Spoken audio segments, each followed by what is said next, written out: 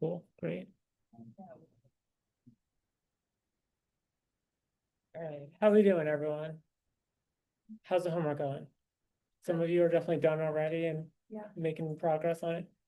Cool, fun.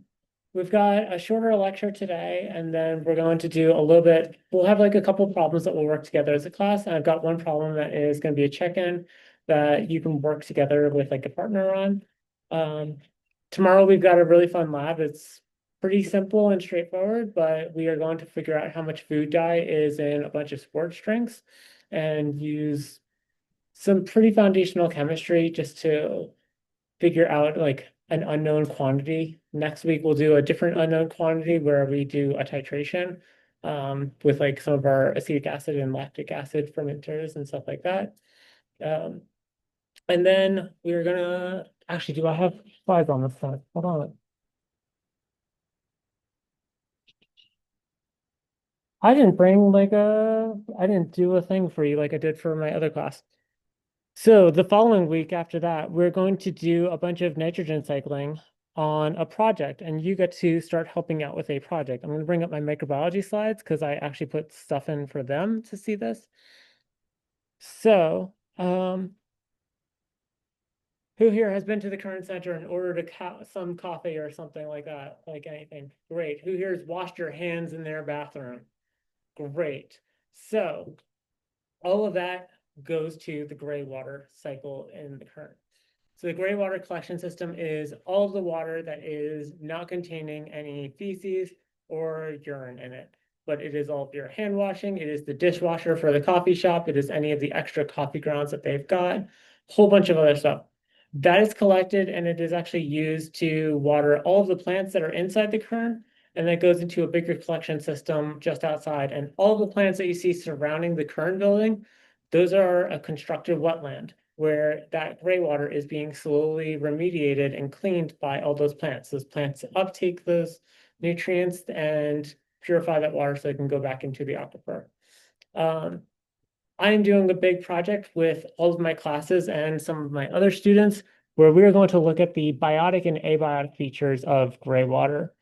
So biotic and abiotic, you don't need to know what it means because it's already there. Living versus non-living features. What we're doing is we are doing a really simple experiment where we've got some soil that we're going to grow a couple different plants in. And we're going to sterilize the soil so that ahead of time so that there are no microbes living. And then we'll have another setup that has soil that definitely is biodiverse and has a bunch of microbes that are already thriving in that soil. We're going to try and grow a bunch of plants in it. We have a control group here where we're just feeding those two soil systems regular old water. But we've also got this down here, which is KGW. That stands for our kern gray water. So we're going to feed some of those plants our kern's gray water system. And for some of them, we are going to sterilize the kern's gray water system. And that is so that we can figure out, are there good nutrients in the gray water system that are going to change the microbiome in the soil? Or is there a bunch of microbes in the gray water that are going to take over all of those other soil microbes in there? And this big project is something that we're going to be working on together throughout the entire semester. And you get to have a really fun role in it. So, for example, in Gen Chem here, we are going to be doing some water quality analysis. So later on, we'll be taking some measurements of that gray water system where we get to measure things like the turbidity, maybe the biological oxygen demand. We'll see temperature, pH, all the basic things where you get to have a fun day. We'll also collect some other water sources around campus. Like if someone wants to go to the little retention pond that's out on the farm, that's pretty cool. We can get something from the reservoir that's just off campus. We're going to do some nitrogen concentrations in about 3 weeks. So we're going to find out how much ammonia and nitrate are already in that water system. And one of our bigger labs that we're going to have towards the end of the semester is we're going to actually extract caffeine because the current gray water system has a bunch of caffeine in it because it's got the coffee shop. So we want to know how much caffeine are we actually putting on all of these plants. Caffeine can sometimes help some plants, but most of the time it's pretty much hinders a lot of other plants. And so we're going to take a couple soil samples and a couple of the gray water samples and try and quantify how much caffeine is in it. So that's our goal for this. My microbes on the farm class, they're going to do a couple things like looking at plant roots and seeing how much fungus is on it. They might do some metabolic pathway indications and help me out with like DNA extractions. And then later in the spring, if you want to take some of my classes on bioinformatics, over the winter break, we're going to sequence that entire microbial community over this project. So we're going to get all those soil samples. We're going to sequence the microbes that are on in that soil, and I will teach you how to use computational resources to actually analyze this microbial community and find out who's there. Nate, you took one of my classes last semester and you got to do this fun class. Applies to things even more than microbiology sometimes. Great. All the ecologies and stuff like that. It's really just a big quantitative version of ecological methods. Um, so it's teaching you how to use a little bit of coding background to do that. Nate's version of the class, do I have slides for that? Nate's version of the class got to work on infected bee guts and stuff like that. And that is now a draft manuscript that we are really close to submitting. Hopefully in the next 2 weeks, we can actually submit it. But everybody who took that class will be getting an authored manuscript. And you can look at some of the results and stuff like that that we got to do. So yeah. And then Zoe took the other version of the class, which is also going to be happening next year, next spring. And that is metagenomics, where you get to use computers to recreate entire genomes, and we'll find out all the functions that they can actually do. So we're going to have a more actually bacterial centric one instead of eukaryotic, because that was a problem that we had last year, centric version of the class. But when you see the gray water stuff that we're doing in this in this class's lab, please know that it's actually part of a really big research project that you get to be a part of and help contribute actual research to. And if you want to have a bigger role later on, you can actually get authorship at some point. Any questions about this? Cool, great. Then we are going to get started on our actual chemistry of the day. Whose cute baby is this? Dylan, who is that? These are my dogs. The little one under the blanket is Leela, and then her brother, the bigger one, is Fry. Comes up on another slide, Yeah. definitely. Yeah. So yeah, awesome. So today we're kind of just continuing what we've been working on, where we've been trying to figure out how are we going to quantify different reactions and keep track of different quantities of things. So we're not going to add a ton of new skills onto our skill set. We're really just going to get to practicing a couple things and then have a check-in on this. So let's first talk about our chemical equations. So our chemical equations are going to come down to two things, and it's just going to be kind of like simple mathematics of just having reactants and products. So we've got our chemical equations where we have reactants into products. And we can write this a lot of different ways. Sometimes we might just write our things like we have reactant A plus B goes to chemical C plus D. In some version of this, we might put brackets on this because this denotes molarity, which we will get into later on. If we were to look at like a really simple reaction where we might take methane and we might try and burn methane with oxygen, we're going to make a lot of CO2 and some water. We're going to have CH4, that's methane, plus 2O2, our oxygen. And we are going to create CO2, carbon dioxide, plus 2 H2O. So there's a couple things that we need to know when we're writing things like this. In front of our oxygen and in front of our water, we have these coefficients, just to let us know and keep track of how much of each thing we've got. For most of these equations that we're going to start with, you should be able to notice things like I have one carbon here, I've got one carbon on the other side. I have 4 hydrogens on this side, I've got 4 hydrogens on that side. And I've got 2 oxygens and times 2 because I've got that. So I've got 4 total. I should have 4 total oxygens on the other side. So this is a balanced equation. We will later on figure out how to actually do some of the balancing of these equations and figure out how much energy is in each of them. But for the most part, we're going to try and work with balanced ones, or you might have some light problems where it's going to be like hey, how do we balance this? What coefficients could we add in to make this become a balanced equation? So if we were to do something where we take methane and oxygen and light it on fire, this is going to produce a lot of heat. And that's what happens with a lot of our different reactions. You've already kind of been going through your homework, so you already know the two key terms for this.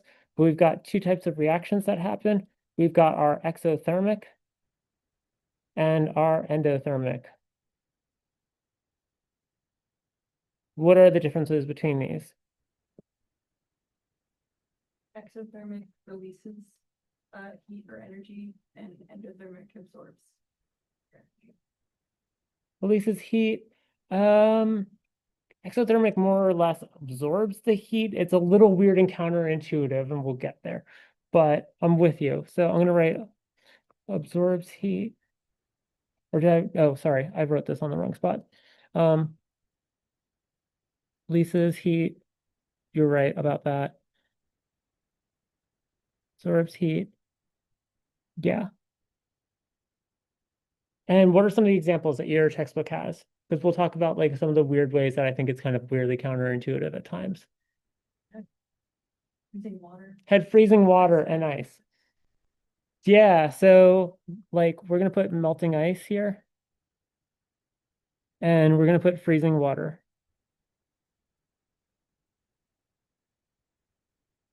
So freezing water to become ice to become water. And the reason why I say that some of these feel a little weird and counterintuitive to me is because when I'm freezing water, I often don't think of it as releasing heat. I like to think of it as more like it is absorbing cold, and the cold is coming into it. But cold is really going to be a lack of energy. So what is actually happening is that there is a lot of energy that's already in that water, and that water is slowly going to lose the amount of energy that it has. It is releasing that as a form of heat, so it can become colder and colder to become ice. Inversely, with melting ice, again, I normally think of it like that one's a little bit easier probably to wrap your brain around of like it is actually warming up.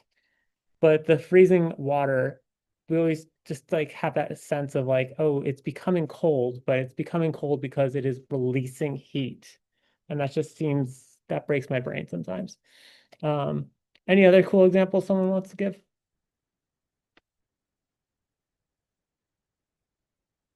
Yeah, Combustion. combustion. Yeah. So we've got even our methane reaction, that's a form of combustion that we've got. We can replace that with gasoline and things like that. That'd be a really easy way to do that. Um, For endothermic reactions, I like, why are we red? It's going to go with photosynthesis.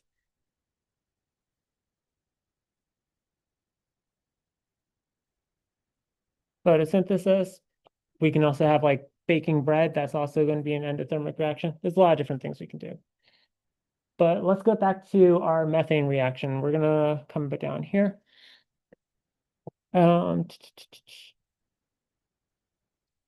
so our methane reaction, I'm going to rewrite it down here. CH4 plus 2 O2 goes to CO2 to H2O.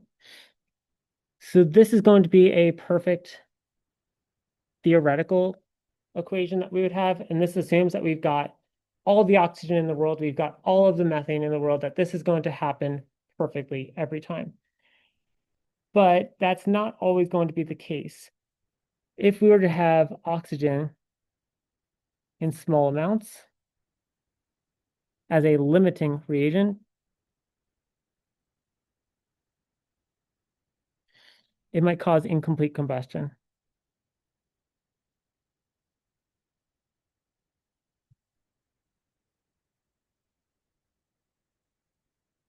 And we might have a slightly different reaction that actually ends up happening, where instead we're going to have, we'll do 2CH4 plus 3O2 to 2CO plus H2O. If I was to rewrite this exact same thing, we're just going to standardize it. Plus 3 over 2 O2 goes to CO2 plus 1/2 The major difference between this first reaction is that we're making carbon dioxide. And in the second one, this is the same reaction just written twice over here. But this same reaction is now producing carbon monoxide. I wrote carbon monoxide. So it's got less oxygen that it's using up in this reaction, which is a deadly gas for us. So that's what's actually happening. It's not going to always happen perfectly as one big reaction. There's always going to be a couple other smaller reactions that we might have to try and account for when we're doing some of these different things. I just need you to think about this more conceptually, that when we write down most of these reactions, we are just considering them to be perfect little equilibriums that are always going to happen exactly the same way every single time. But as we get to some of our check-in equations and stuff like that later on, we might have the issue where sometimes we have less of one ingredient and that might change things. Does anybody know what like a limiting reagent is, or even like a limiting nutrient? Who here's heard of limiting nutrients before? Cool. Eutrophication. Well, that's my big example that we got. All right. So, we'll go with limiting nutrient slash reagent. It's going to be when there's a reaction that is dictated by the rate of one compound.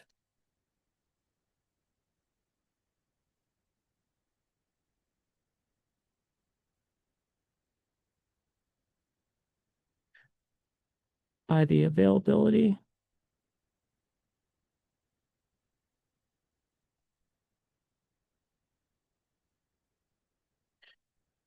So in our first example, if oxygen is going to be the limiting reactant, we might get incomplete combustion. What we commonly have is like the Gulf of Mexico. We often see it get really big algal blooms that end up killing everything because they consume all the oxygen that's available. But that's actually not like the oxygen there isn't actually the limiting nutrient. The ocean's limiting nutrient is usually nitrogen and a little bit of phosphorus. So what happens is in the spring, we start turning on all of our farms. They start adding in a bunch of fertilizer that starts going into the Mississippi River, and all of those extra nutrients go into the ocean.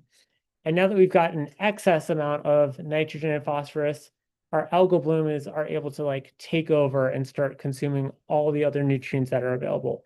Because all the other nutrients that our algal blooms needed, like carbon or iron and sulfur, those are already available in abundance for them. It was just they were waiting on nitrogen and phosphorus for them to really thrive and grow. And as soon as there's nitrogen and phosphorus available, they start growing in mass. So that is a limiting nutrient when we talk about it in like a biological sense. But here we've got limiting reagents here. So if our methane was to happen perfectly, we would be conceiving it as going straight to it. What we can do with our methane reaction, I'm just going to write methane reaction. If it did happen perfectly, we would try to quantify how much CO2 and how much water we could actually be producing from this, right? So in our methane reaction, our products are CO2 plus H2O. We can quantify the theoretical yield.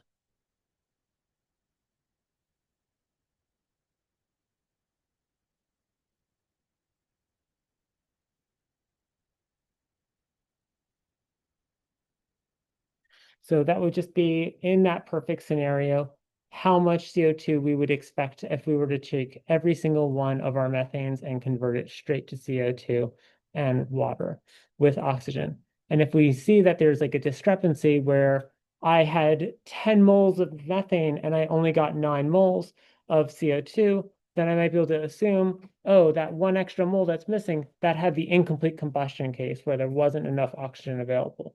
And we can start trying to back calculate things a little bit like that. Does that at least make some sense? Cool. Uh, Yeah. So this concept of theoretical yield, comes into play quite often in our chemistry because nothing is really going to be perfect with how we're dealing with things. If you check on any of our reagents here, I've got like one of the iron compounds that we might actually use at some point, and you'll see that it has this 97% purity for it. So they were trying to make the purest amount of iron possible. But even with like our best purifying machines and having all of the reagents you would possibly ever need, that's still kind of the best that they could reasonably do at this budget. If you change your budgets, then you might be able to get way higher. But it is going to be 97% pure because they only hit, that was their actual yield versus 100% being their theoretical yield. And they'll also tell you what those impurities are often, where they can quantify, like we've got some small amount of phosphorus compounds, other insolubles, some other substances and things like that. Um, any questions on this part? Cool. So to help us keep track of all of our different all of our reactions that we have, we're going to introduce a couple different things into our reaction stoichiometry. So the biggest concentration that we're going to add into this is molar units or molarity. Has anyone worked with these kinds of concentrations before? Okay, cool. So if we were to get some of this like iron chloride, we would probably, did I write down how much it's got? No, I didn't do that. Okay, well, it's 5 grams here. What we spent a lot of time last week doing was figuring out, hey, I can read this periodic table and convert that 5 grams into a molar concentration. We can find out its actual molecular weight and we can convert it to a molar amount, right? Cool. What we can now do is convert from not just grams to moles, but if we were to put this into like a beaker and we had just measured some amount of water, we can now take something that is in terms of grams per milliliter into moles per liter. And moles per liter is going to equal molarity. So it's just an actual concentration in a vial. And this is really helpful for us with our reaction stoichiometry because I don't want to be dealing with 50 grams of methane or iron chloride or 50 grams per liter of one thing and then 25 grams per another, because then I have to convert everything to moles anyways just to figure out, hey, how much of this reacts with this in those direct proportions. We could just cut to the chase a little bit and see if I use up 1 mole of my methane and 1 mole of oxygen, I should expect this many moles of CO2 and water. Does this at least make reasonable sense? Cool. I'm going to remove this part. So the big units that we're going to be using for the most part, we've got our common moles. How many atoms are in a mole?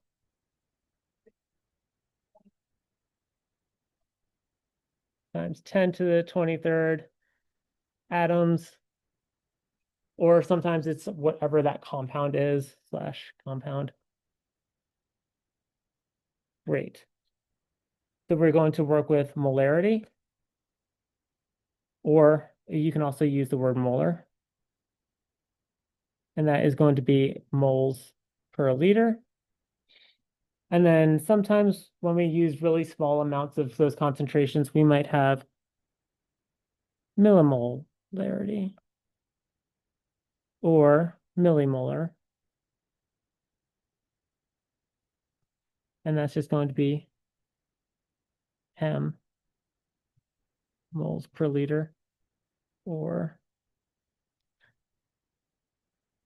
1/1000th of a mole. The big thing that I am doing a really poor job with my little writing right now is that if we are talking about moles, we use a little m. And if we are talking about molarity, we use a big M. And then there's the strange part of if we are using millimoles,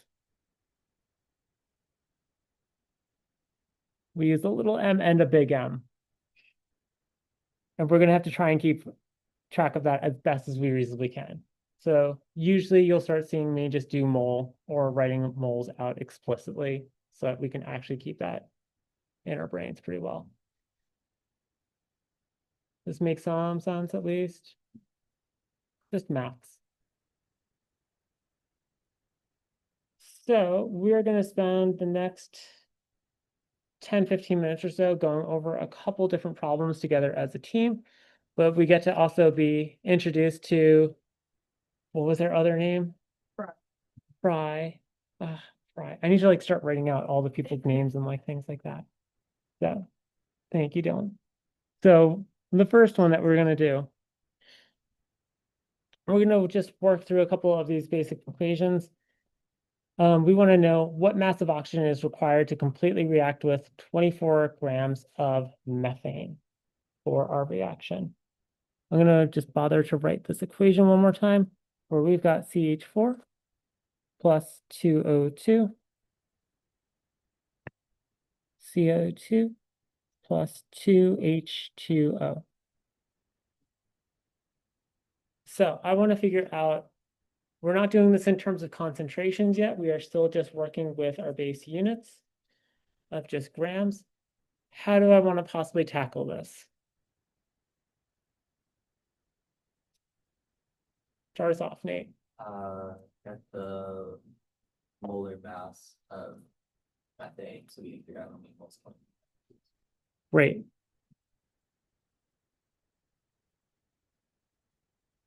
So we're going to try and figure out what the molar mass of methane is. I did not bring my syllabus with me. It's in my office still. So I'm going to go and look up at our periodic table. I need to figure out how much is in CO2. I should get our calculator. I'm going to go grab things. So I'm going to figure out this problem.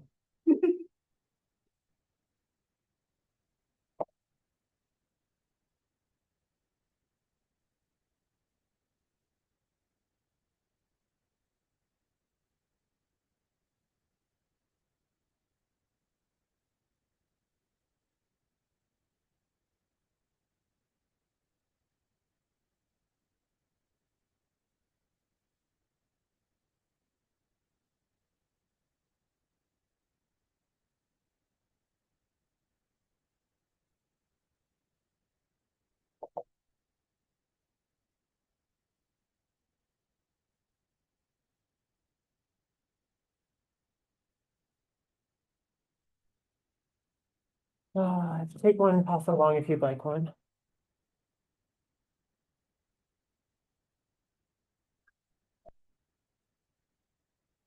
All right, so what is the molar mass of methane?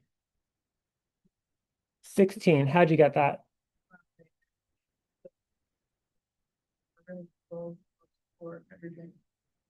12 grams of carbon plus 4x, 1 gram of hydrogen equals 16 grams per mole. Great. So we want to then take that 16 grams per mole and find out how many moles of methane we have.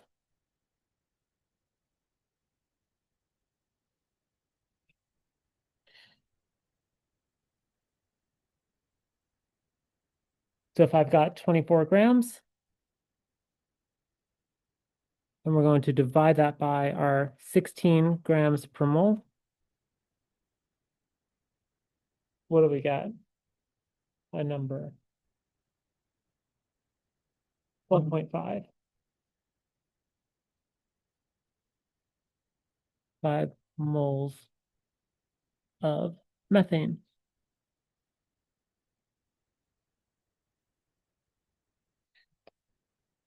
So how many moles of oxygen then do I need if we were to do this perfectly?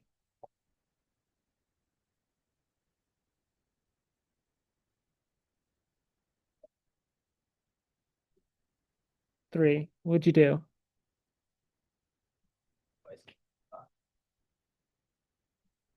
Great. So there is a 1-to-2 ratio of methane to oxygen.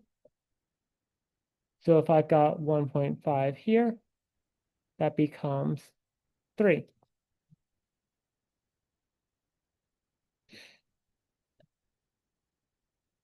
Do people feel okay with this part at least?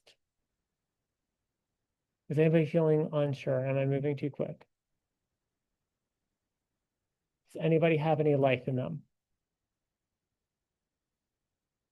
Okay, I got one head nod. Great. From the person who gave me this number. So we need 3 moles of oxygen.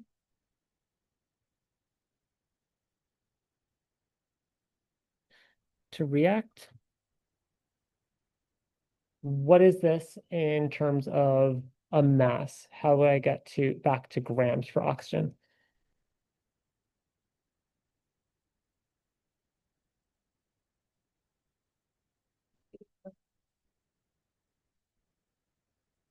Great. So we need to know what is the molar mass.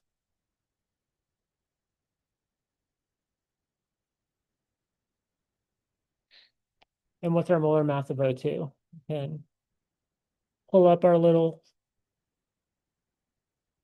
32 grams. 32 grams per mole for O.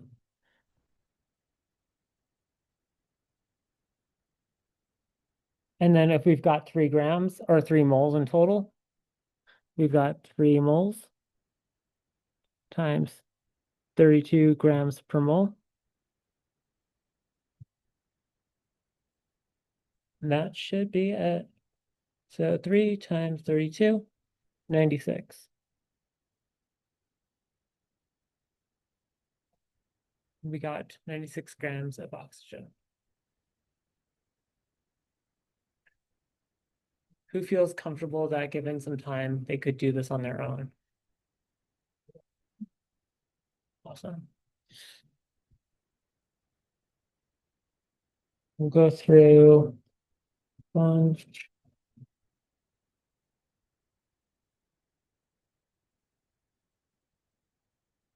We'll go through a few more little practice problems.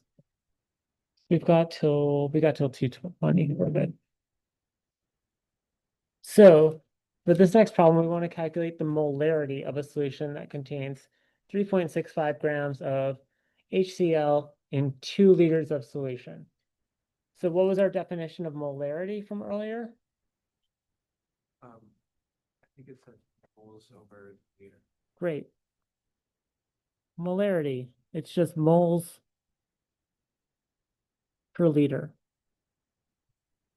And I already know that we have 2 liters, but what I don't really know right now is moles because I've got this other concentration. We've got 3.65 grams. So how can we get our 3.6565 grams of HCl into moles?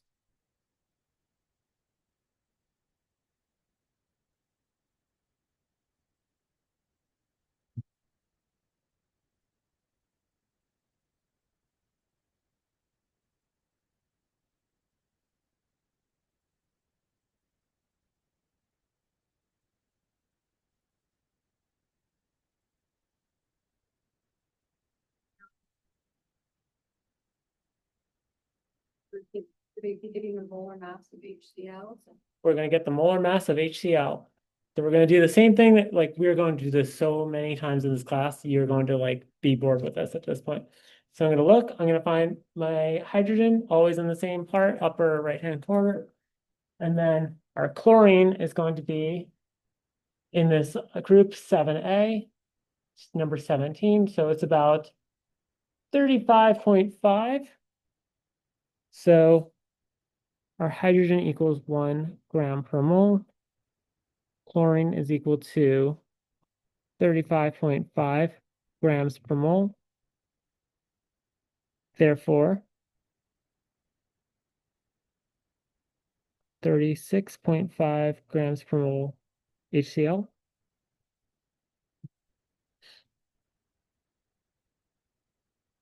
So how do I convert my 36.5 grams per mole of HCl? That's the atomic mass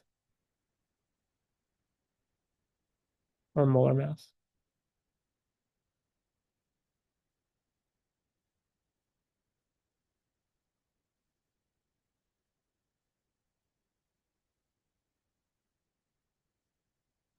from our 3.65 grams.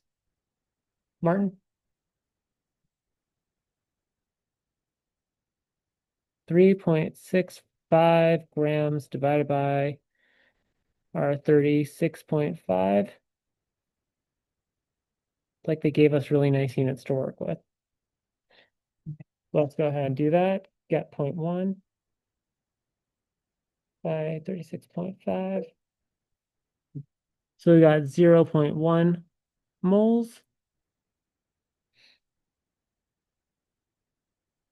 And then we're just going to go back to our definition of a molarity, which is we have 0.1 moles over 2 liters. We can simplify.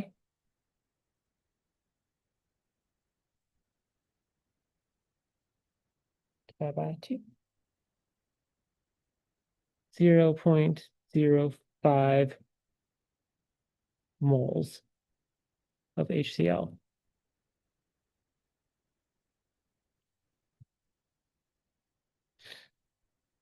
Or if we wanted to move the decimal place over, you can also do 50 millimoles of HCl. And you're going to have to do pretty much this exact kind of equation in 2 weeks when we do our titrations, because for our titrations, instead of HCl, it's known as a strong acid. We use it all the time to make things really, really acidic. We're going to start off with something that is, we're going to try to move the other way and make something that is acidic at base. So we're going to add sodium hydroxide, but we're going to figure out how much sodium hydroxide exactly to add into a reaction to balance out its pH for us.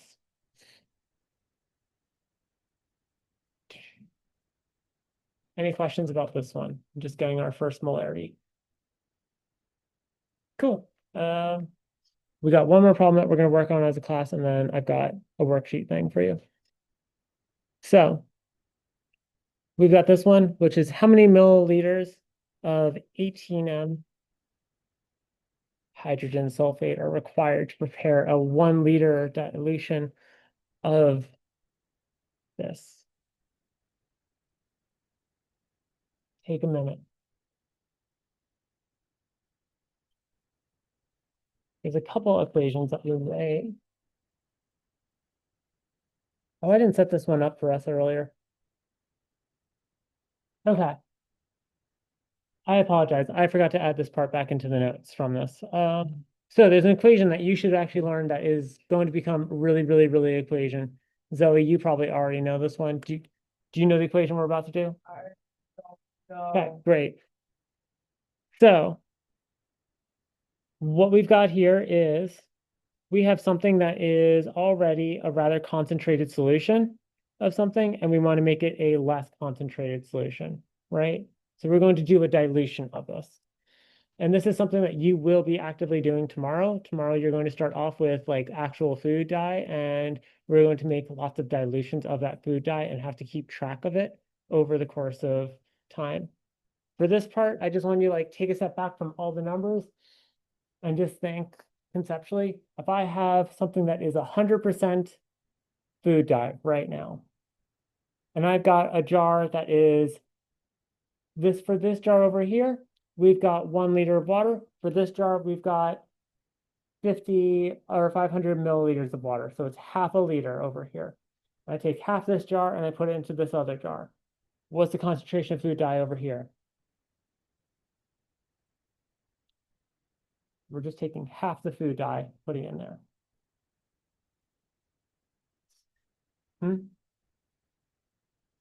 Wait, I wasn't paying attention. I'm going to try and draw this out. Sorry. Talking about dye. Quick example. We're going to go with quick example. That I do know about.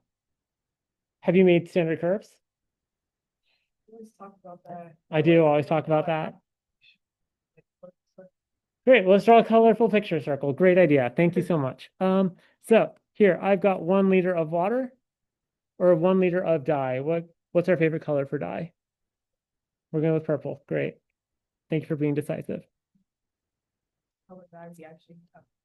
So we've got 1 liter, and I'm going to take half of this and put it into this other container that currently only has 0.5 liters. Once we fill it up, it'll be a full liter. But right now it just has half a liter of water. So over here, we've got like a solution that is 100%. Over here, we've got 0%, and I'm going to add in something that has 100% to this. What would be the new concentration in that final one? 50%. 50%. Great.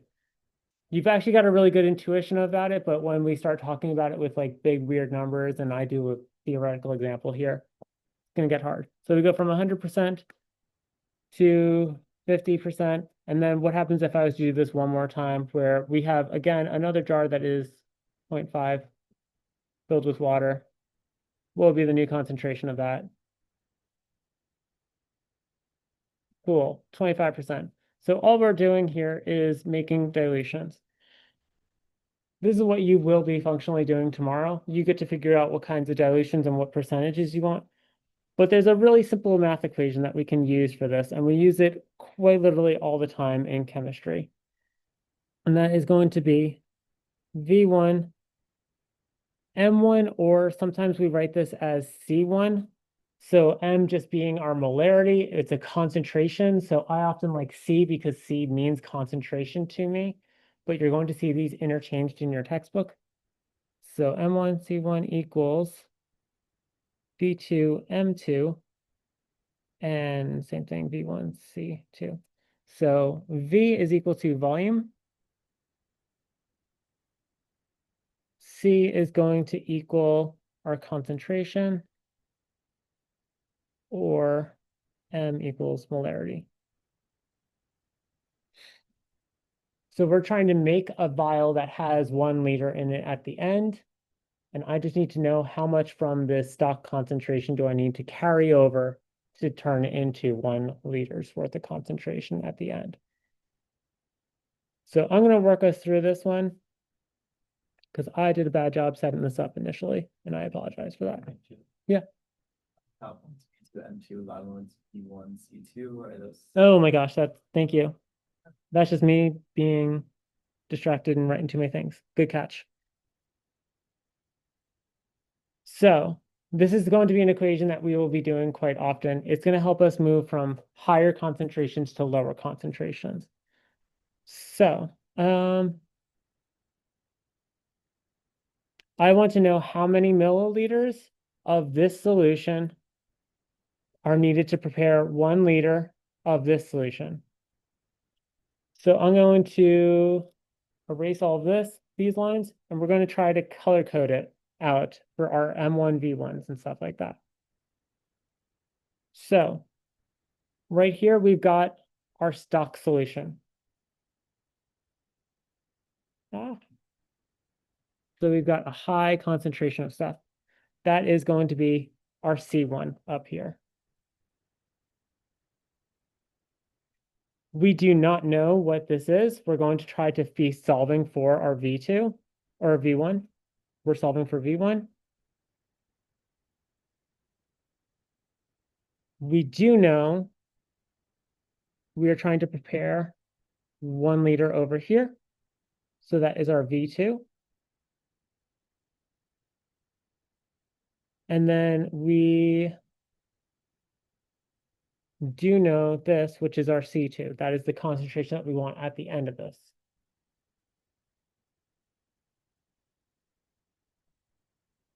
Is everybody at least comfortable with that and what we're trying to do?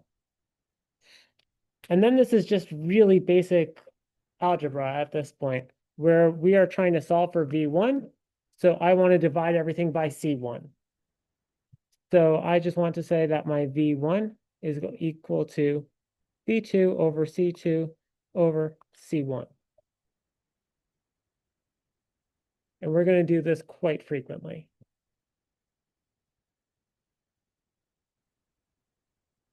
And since we've already labeled everything where we have the right units and numbers, the only difference that we've got right now, well, we'll get there in half a second, is it wants us to write this out in milliliters.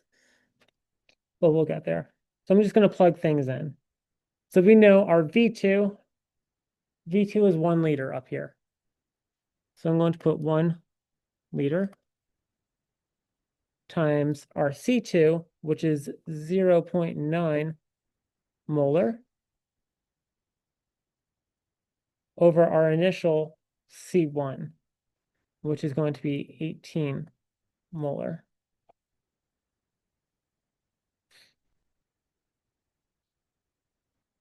And then can someone do that math for me, please?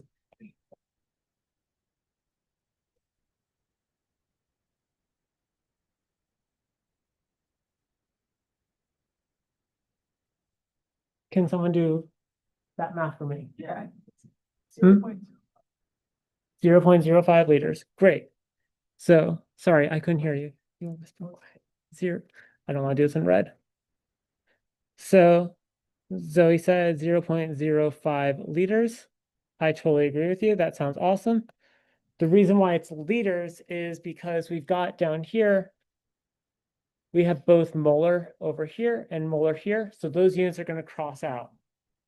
So we're only left with one unit over here. It's just liters. So I agree. We have 0.05 liters. That is a nonsense unit because it's really hard for me to try to think what is 0.5 liters. I want to deal with something a little bit better. And our problem statement asks for milliliters. So how do I convert from liters into milliliters?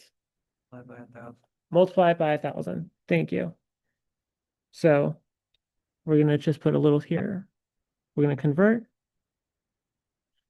to milliliter, 0.05 liters times 1,000 milliliters per 1 liter.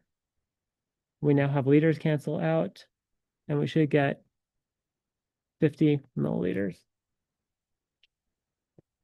Cool. Cool. So we've got one last problem, and this is the problem that's going to be on your worksheet for you to do today. You are welcome to work with like another person. Please just like write down on the top who you are working with so that like if one of you gets this really wrong, I can go check in on both of you and know like, okay, that's what happened and that's that conversation. You're essentially just working on problem 310 in your textbook, but this is going to be one of those limiting reagent ones where we are trying to make this nickel hydroxide that we could possibly have that contains nickel chloride as well as sodium hydroxide. And we're going to try and find out how much mass of one of these we actually need, or which one of these is going to run out first, essentially. So we're going to need to do a couple things. On your worksheet, I've got a lot of little smaller sub questions that are going to break this down into smaller, easier, more digestible steps. They're already listed out for you, but I just want you to try your best. And then on the very back of this is a couple extra questions that I would love for you to answer. They are things like, how are you feeling about this class so far? Hopefully doing okay. And we're moving at a pace that feels reasonable for you.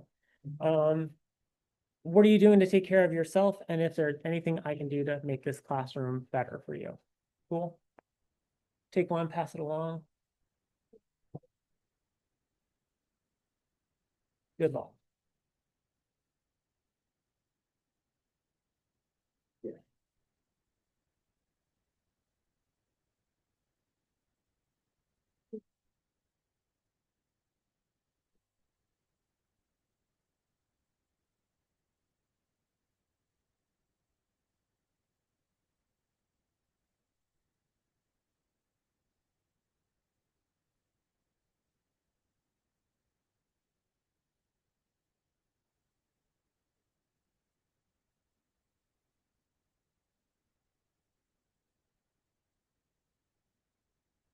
Yeah.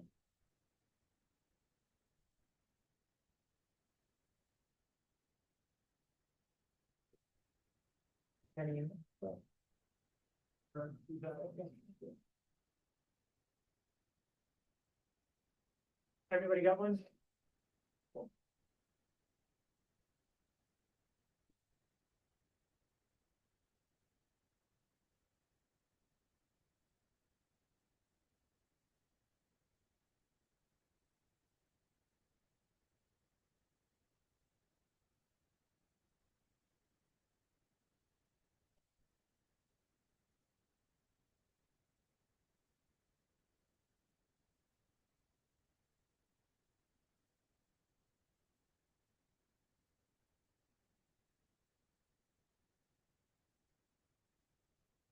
Yeah, what's up, Martin?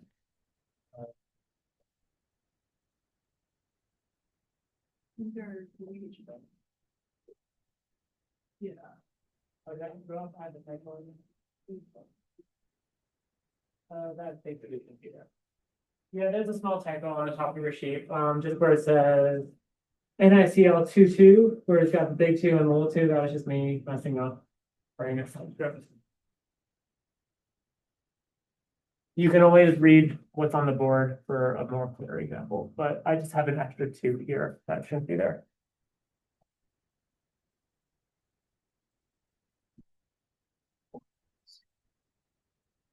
Um,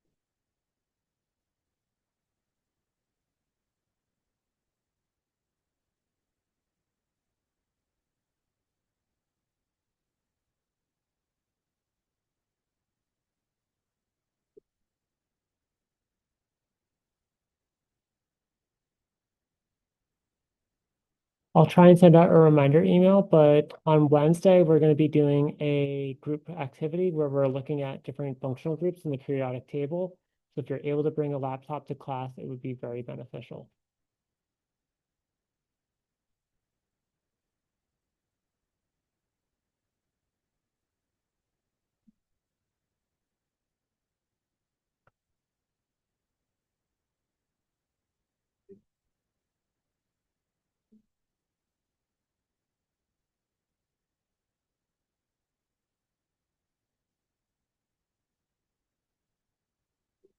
How you doing? You good? Yeah. Oh, I've been using my phone for periodic. Yeah, that's cool. You can.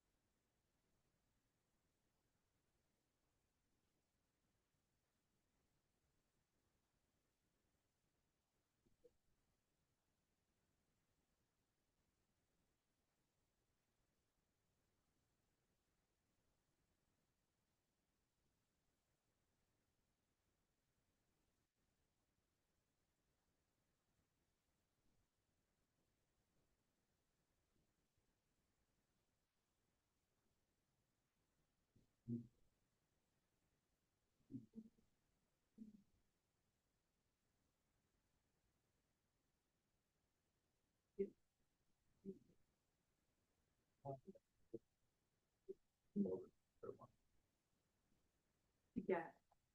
Yeah.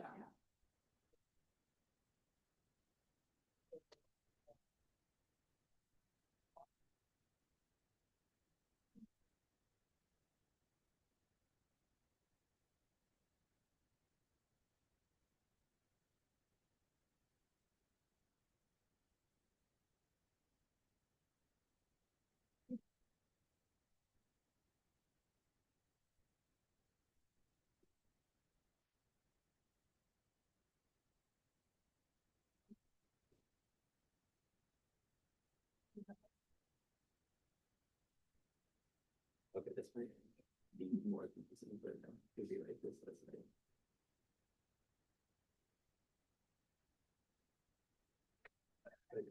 like that, you know. You need to, so you have 12, Yes. so you have 0.125 moles of iodine. That helpful. No, that makes more sense.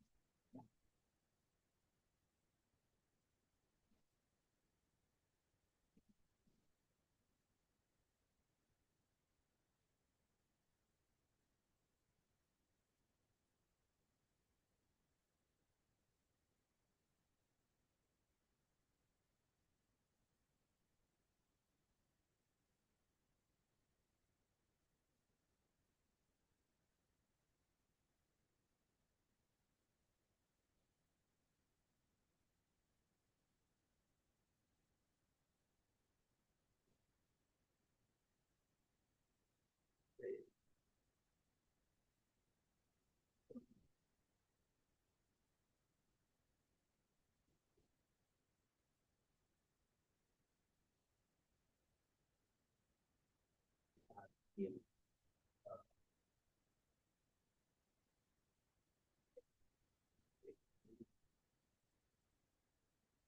Then that's the variable amount, the NaOH. So that also has to be the amount we use for the analysis.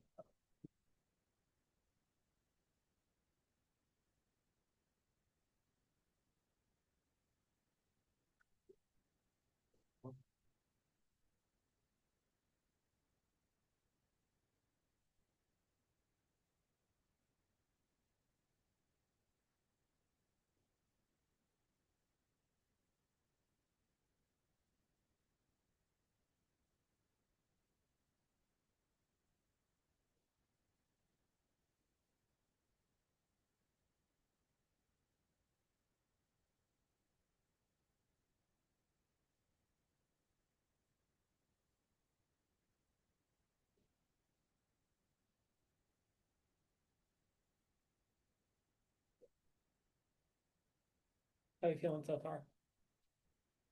Anybody need help?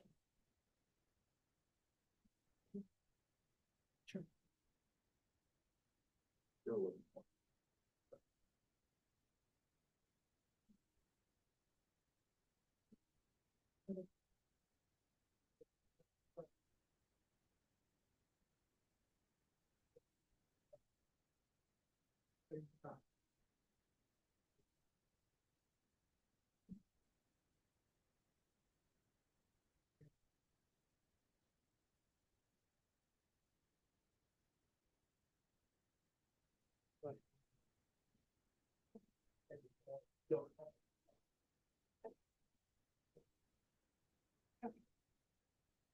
Of that.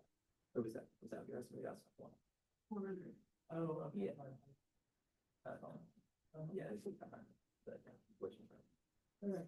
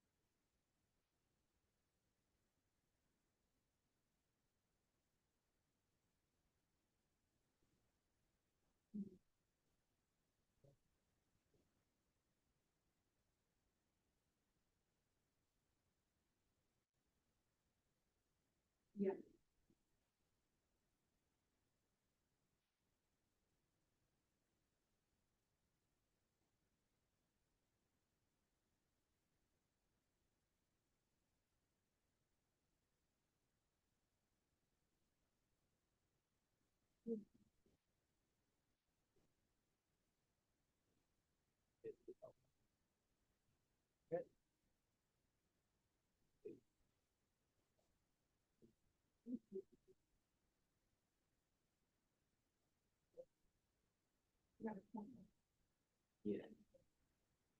What are we doing?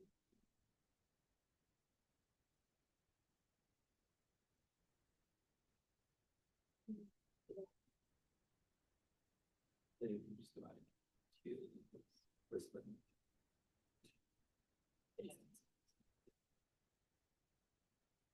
Okay. It's like that. For that.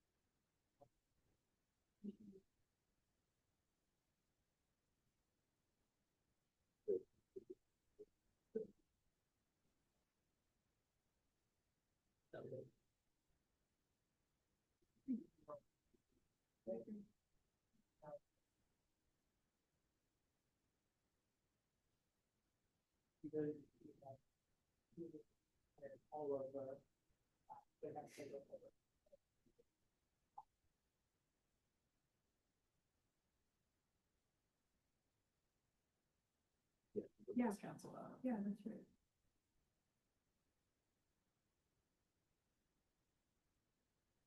I'll remind you, you are welcome to work together. Everyone's very, very quiet and independent.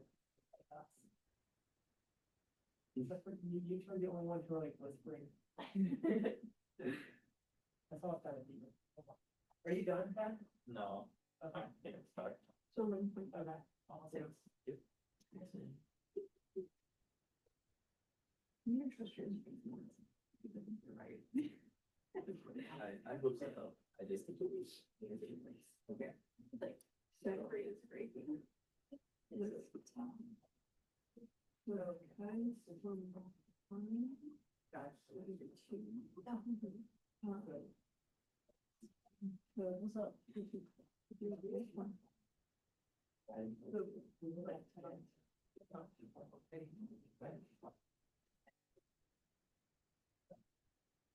So.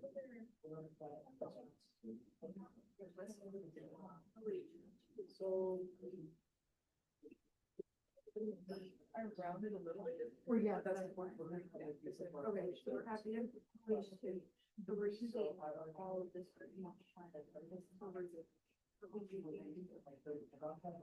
Well, Reagent's opening. Yeah, yeah. So basically, boy, so it's, hey, there's that. Right? Hey, okay, go wait, hold it. Good, put you then together, then 30, 40. But then, oh, okay, so what I did. Oh, I just like. You guys need. Yeah. We're doing all right. So, 6.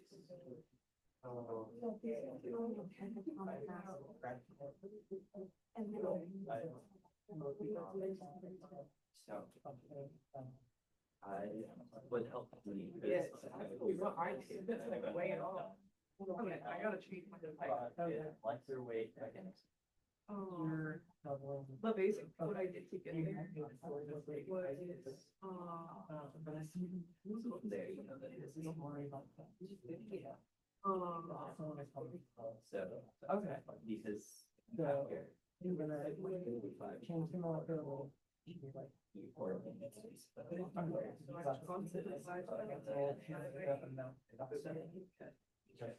This. Yeah. 0.15. Instead of divided by. Okay. Do I not find that? It is the same. But okay, so whichever one you have, this is and then, But I think this is the first one. yeah, so you got that. Yeah. Oh, how much? It's your profit? profit. It was just as being, yeah. Amount of holes of the grade. This was a silly example that I came up with. I think that's right. Essentially, you got the, Oh. guy, it is nickel chloride or sodium hydroxide. I think we're going to, it would be something to take one of these. So it's like this choice. Two. Two.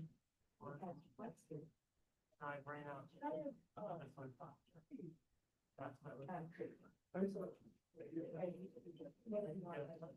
Originally, I thought, because then you only should have is, but, how much of the product will produce at most? I was When- thinking about that as one too, but what I first, think like I might did happen before, or- I think it doesn't really matter whether you multiply it by two or there, but it can just be easier to start and have it multiply by two. So that it's like less steps that you're on.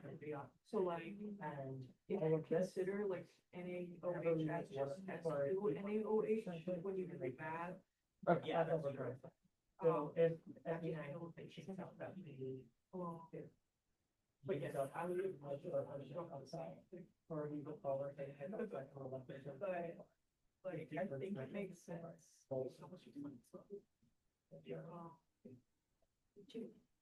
want to make sure these numbers right. So going back to this, I think I know what you said, but I. every time I grab from this pile, I make an equal more. Yeah. That equal make off that. Does that make sense? We So, can use that. every time one of these works, we get one nickel. Yeah, Okay. yeah. Almost, I think that's. Yes, how are you doing? I think. You let me know when it goes on. I need to check it. You check that. Actually, yeah, if you're trying. Remember, it's about.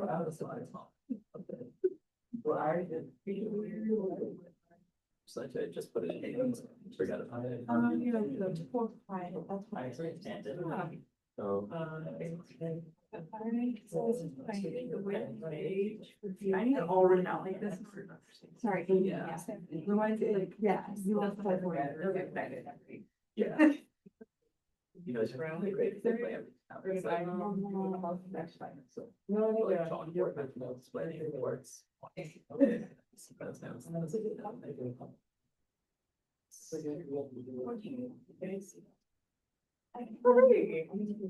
So wait, okay, so you just based the annual, like the amount of moles and the amount of moles that you have of like 58.7. Yeah, we're gonna just. So I don't find it.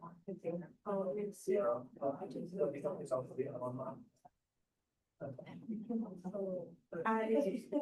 This is. I think that's.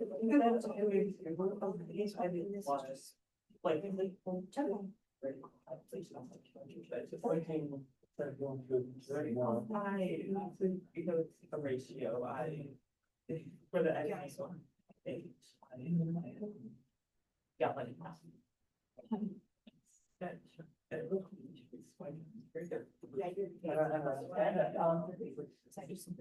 This one's on cool, that's, yeah, that's good. Okay, okay. Yeah, that's good. Okay, I'm gonna try and start with like on your numbers. Yeah. To use that essentially every time you use like one or not. So. Yes. That we're gonna pretend that that 5 doesn't exist. Because you look for 5 exists on the. Oh, wow. Oh, good. So we'll leave the 1. Okay, that makes a lot of sense. Okay, thank you. And then if I was to do the last. So that's 5.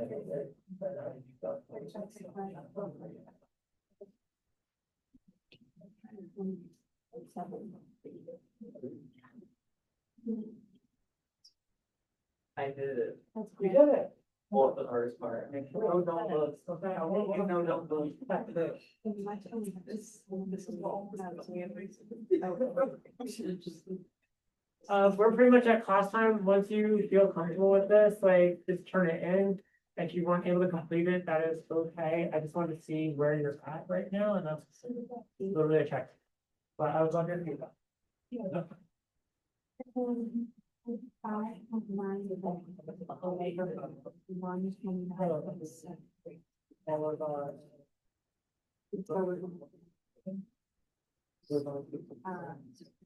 How many moments?